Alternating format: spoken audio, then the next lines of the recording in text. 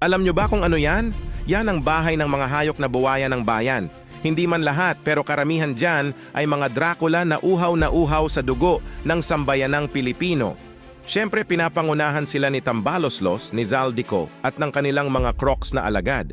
Kaya gigil na gigil sila kay VP Sara dahil di sila makadiskarte at ayaw ni VP Sara ng kanilang ginagawa. Pero ang mas malupit ay ito. Wala silang ligtas sa mapanuring mga mata ng mga tao.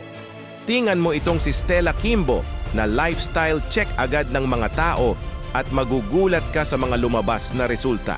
Kaya itong si Abante, maghanda-handa ka na dahil isa ka pang saksakan ng kupal na Crocs. Ikaw naman ang nakapila sa lifestyle check ng bayan.